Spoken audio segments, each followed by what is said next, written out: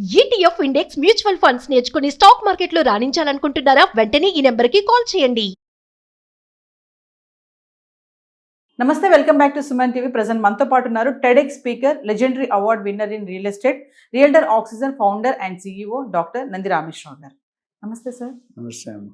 Sir, USA ఇప్పుడు కొత్తగా D మినిమిస్ rule అనేది ఒకటి రిమూవ్ చేసేస్తుంది. ఇది ఎందుకంటారు? అసలు ఈ డి మినిమిస్ రూల్ అంటే ఏంటి అసలు? అంటే ఏంటంటే ఇది చాలా అన్ఫార్చునేట్ విషయం అండి. ఎందుకంటే మన ఇండియన్స్ చాలామంది అమెరికా మోజు ఉంటుంది. ఒకప్పుడు చూసుకుంటే సుమన్ గారు బాన్ప్రియ గారు అమెరికా అల్లుడని మనం చెప్పాడు. ఆయన గెస్ట్లో కలిసి చీఫ్ గెస్ట్గా అమెరికా అల్లుడని సినిమా తీసి అప్పుడు super super hit. I think Bhanupriya పల్లెటూరు అమ్మాయి, వీడు అమెరికాలో ఉంటాడు. అట్లా మనకి అప్పటి నుండి కూడా ఇప్పుడు దాకా అమెరికా అల్లుడు అనగానే, అమెరికా కోడలు అనగానే they get excited because that's. Trump వచ్చిన తర్వాత దాన్ని కంప్లీట్ వ్యతిరేకంగా బిహేవ్ చేస్తుంది. ఎందుకంటే అమెరికా అంటే వద్దురా బాబు అని. ఇది అనాలిసిస్ ప్రకారం ఈ లాస్ట్ 1 yearలో ట్రంప్ వచ్చిన తర్వాత 1 year జనవరి టు 9-10 monthsలో 50,000 కోట్లు మిగిలింది ఇండియన్ పేరెంట్స్కి. అంటే పంపించుకుంటూ ఆపేస్తున్నారు. పిల్లలకి ఇంట్రెస్ట్ లేదు, పేరెంట్స్కి అంతకంటే ఇంట్రెస్ట్ లేదు. మా ఓన్ ఫ్యామిలీ చాలా మంది అంతమంది ఫారెన్ వెళ్ళిన మరి వాళ్ళు తిరిగి వచ్చేస్తున్నారు. కొత్త వాళ్ళు వెళ్ళడానికి ఇష్టపడట్లేదు. అయితే ట్రంప్ గారు ఏం చేశారు, మనం జనరల్గా ఇండియన్స్ రుచులు, నవరసాలు అంటారు కదా, రుచుల కోసం బాగా ఖర్చు పెడతారు. క్వాలిటీ ఉండాలి, కొద్దిగా మసాలా ఉండాలి, స్పైసీ ఉండాలా. దానివల్ల బీపీలు, డయాబెటీస్ అవన్నీ వస్తే అది డిఫరెంట్ మ్యాటర్. సో అక్కడ సంవత్సరం ఒకసారి వస్తారు. ఒకసారి తీసుకెళ్ళారు కూడా కొన్ని పాడైపోతాయి. Validity, expiry date, shelf life అంటారు. షెల్ఫ్ లైఫ్ అంటే ఒక ఐటెంకి ఎంతవరకు వ్యాలిడిటీ ఉంది అనేది. చాలామంది ఒక క్వశ్చన్ ఉంటుంది, లోయెస్ట్ సెల్ఫ్ లైఫ్ ఉన్నది దేనికి? మీ అతి త్వరగా పాడైపోయే ఐటమ్ ఏంటి చెప్పండి? పచ్చళ్ళు. ఇలాంటి పచ్చళ్ళు ఉంటాయి, 3 నెలలు 4 నెలలు ఉంటాయి.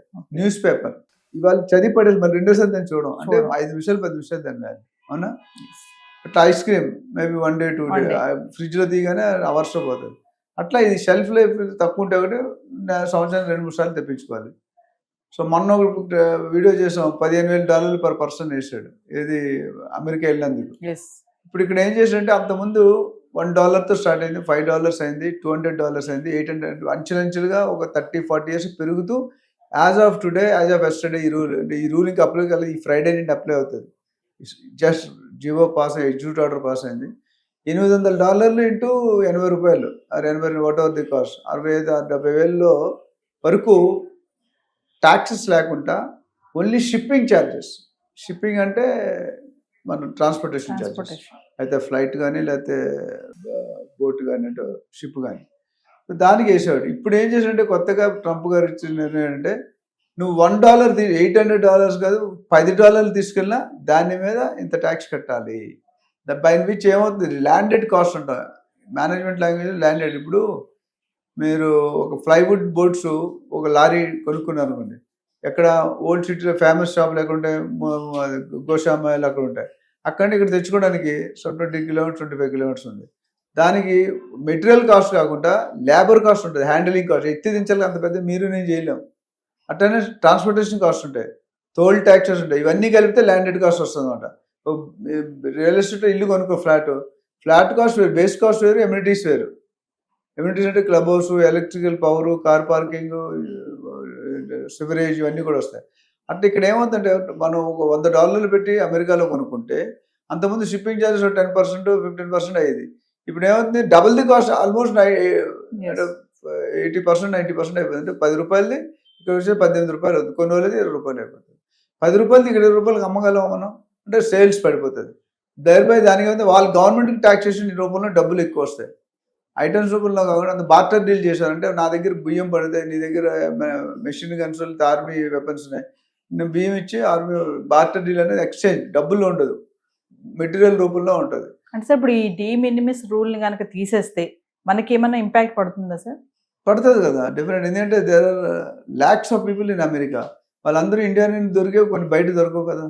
అప్పుడు ఏం చేస్తారు, they will try to import అంటే ఇక్కడ నుండి అక్కడ ఇంపోర్ట్ చేసుకుంటారు. ఇంపోర్ట్ చేసినా ఎక్స్పోర్ట్ చేసినా ట్యాక్సెస్ పడతాయి. సో మొన్న ఇచ్చింది కంపెనీస్ కూడా అన్నీ చెప్పాడు, మీరు ట్యాక్సేషన్ కూడా అందరూ కొన్ని కంట్రీలు అయితే భయపెట్టాడు. ఇక్కడ కొద్ది స్వార్థం లాగా అనిపిస్తుంది. చైనాకి 30% వేసాడు, పాకిస్తాన్కి 15% వేసాడు, మనకి 50%. 30% వేరు, 15% వేరు, 50% వేరు. అంటే రేపు పొద్దున మరి భయం బాంబు కూడా పెట్టి 100% కూడా చేస్తాను, ఎక్కువ తక్కువ చేసామంట అన్నాడు. అండ్ మోడీ గారు they are working on equation how to solve the problem అనేది. సో ఓవరాల్గా చూసుకుంటే ఈ $800 పెద్ద ఇంపాక్ట్ అనేది, ఎందుకంటే దేర్ ల్యాక్, నాకు తెలిసి 55-60 లక్షల మంది ఇండియన్స్ అమెరికాలో ఉన్నారు, one of the good population. So మరి వీళ్ళందరూ ఏదో ఒకటి తెచ్చుకునే ఉంటారు, 3 నెలలకి పచ్చళ్ళు అవ్వచ్చు, లేదా మెడిసిన్స్ అవ్వచ్చు, ఏదైనా అవ్వచ్చు, ఐటమ్ గోల్డ్ అవ్వచ్చు, కంప్యూటర్స్ అవ్వచ్చు. మరి కొన్ని అక్కడ ₹10 మనం అంతమంది తెచ్చుకుంటే అమెరికాలో చీప్ అంటాం ల్యాప్టాప్. ఇప్పుడు అక్కడ లేదు కదా, ఇండియాలో అయిపోతుంది కూడా, ఇండియాలో చీప్గా అవుతుంది. బట్ కొన్ని ఐటమ్స్ మన దగ్గర లేవు, మనకు ఆ టెక్నాలజీ లేదు. రానున్న రోజుల్లో వచ్చే మేక్ ఇన్ అమెరికా అని పెట్టండి, మనం ఫస్ట్ పెట్టిన తర్వాత అక్కడ సేమ్ డిట్టో కాపీ చేయడం జరిగినది. ఈ కాన్సెప్ట్లో అక్కడ కొన్ని మోడీ గారు ఎక్కడైతే సక్సెస్ అవుతున్నారో ఆ సక్సెస్ అన్ని కూడా అక్కడ కూడా ఇంప్లిమెంట్ చేస్తున్నాడు. బట్ ఈ మినిమిజ్ అనేది it's not a fortunate thing, unfortunate thing అనాలి. అంటే మన వాళ్ళ మీద కక్ష తీర్చుకుంటారు, మన వాళ్ళు బర్డన్ వేస్తున్నారు, అధిక భారం వేసి డబ్బులు సంపాదించాలని అనుకుంటున్నాడు. సో మామూలుగా చూసుకుంటే ఈ దేశాలకు ఈ మినిమిస్ రూల్ అనేది, ఈ నియమాలు అసలు ఎందుకు ఉంటాయి సార్ అసలు? అంటే లేకపోతే ఏమవుతుందంటే lot of things will be imported. ఒక కంట్రీలో చీప్ ఉంటుంది, ఒక కంట్రీలో కాస్ట్ ఉంటుంది. ఇప్పుడు మీరు చెప్పొచ్చో లేదు, వైన్ బాటిల్స్ ఉన్నాయి కదా, కొన్ని ఏరియాలు ఉన్నాయి అక్కడ ట్యాక్స్ ఉండదు, ఆ పేరు గుర్తు రావట్లేదు కానీ నాకు. ఆ ఏరియా నుండి తెచ్చుకుంటే ఫ్రీ ఆఫ్ ట్యాక్స్. అందుకని చాలా మంది ఆ స్మగ్లింగ్, మీరు అలీ గారు వస్తున్న మోటార్ బైక్ సైకిల్ ఇసుక తీసుకెళ్తాడు, ఆయన ఎంతసేపు బైక్ నుంచి వస్తాడు కానీ ఇసుకని చూడ్డాడు. అట్లా కొన్ని ప్లేస్ కొన్ని ఐటమ్స్ ఫ్రీగా ఉంటాయి, ట్యాక్స్ ఫ్రీ ఉంటాయి, దీనివల్ల మీకు రేట్లు తగ్గుతాయి. ఇప్పుడు ఏమైందంటే ఈ తీసుకుంటే మనకు కాస్ట్ ఆఫ్ పర్చేసే పెరిగిపోతుంది బై 80%. అంటే ₹50 ఉంటే ₹90 అవుతుంది. ఇంకా మనం ఎట్లా సర్వైవ్ అవుతాం? మన లాభం ఎక్కడ పెట్టుకుంటాం?